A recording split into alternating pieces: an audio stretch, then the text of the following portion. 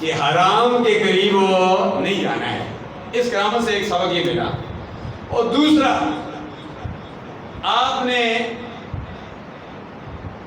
ڈاکو کے سامنے سچ بولا کہ میری ماں نے سچ کہا تھا.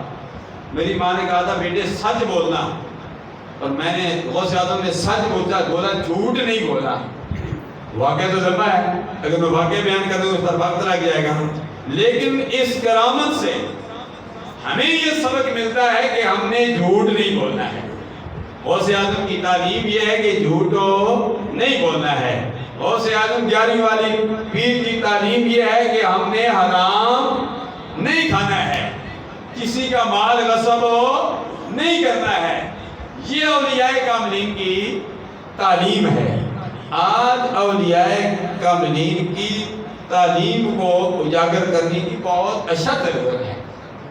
انہوں نے عقیدے کی بھی تعلیم دی کہ اپنے عقیدے پر سمجھوتا نہ کرنا، اپنے عقیدے پر پختہ رہنا. ورنہ حضرت پیر میرے شاہ صاحب علیہ رحمت کی بہت ساری کرامتیں موجود ہیں. انگریز آیا، اب میں یہ کرامت بیان کرتا ہوں تو یہ اسی پر میری ختم ہو جائے گی. انگریز نے کہا کہ آپ کی تسلیمیں کیا کمال ہے، آپ تسلیم پڑھ رہے تھے. تو پیر میرے شاہ صاحب فرمایا کہ بتاؤ یہ تیرے پاس بندوق ہے، اس میں کیا کمال ہے؟ اس نے کہا میں بتاتا ہوں. پرندہ بیٹھا ہوا تھا، آپ نے نشانہ باندھا. اس انگریز کا نشانہ بھی ٹھیک تھا.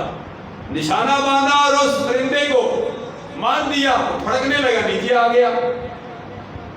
پیر میرے شاہ صاحب علیہ رحمت نے تسبیح پھیری پڑھتے پڑھتے فرمایا تیرا کام تھا پرندے کو مارنا، اور میرا کام ہے اللہ کے حکم سے اس مرے ہوئے پرندے کو زندہ کر دینا. سبحان اللہ. یہ کرامت ہے.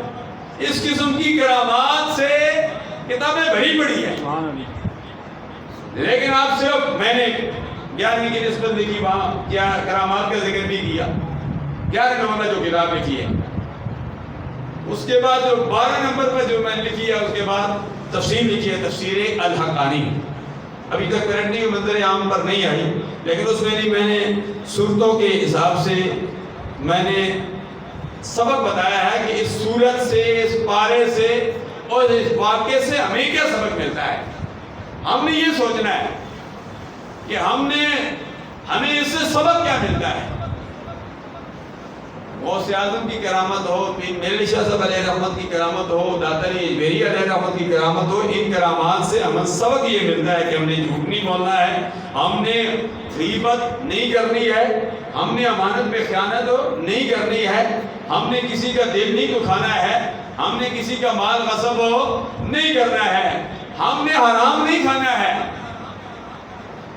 غوث اعظم نے اس کے لیے تو کہا کہ میں اس بات کی مزدوری بھی کروں گا، اور آپ کی جو اپاہج بیٹی ہے، بچی ہے، اس کے ساتھ جو آپ کی شرط ہے میں شادی کرنے کے لیے بھی تیار. کیونکہ آپ کو پتا ہے نا، یقینی طور پر پتا ہے، میں واقعہ بیان نہیں کرنا چاہتا. اور آپ نے شادی بھی کی. میں بات چیت جو ہے نا وہ گھنٹے کی 1 منٹ میں کرنی پڑتی. آپ نے شادی بھی کی اور پھر دیکھا کہ وہ بچی تو نہ اپاہج ہے، نہ نبینی ہے، نہ لنگڑی ہے، نہ لولی ہے. تو اس بچی کے باپ نے کہا، غوث اعظم کے سسر نے کہا یہ آنکھوں سے نابینی اس لیے ہے کہ آج دن تک اس کی آنکھ نے کسی غیر معلوم کو دیکھا نہیں.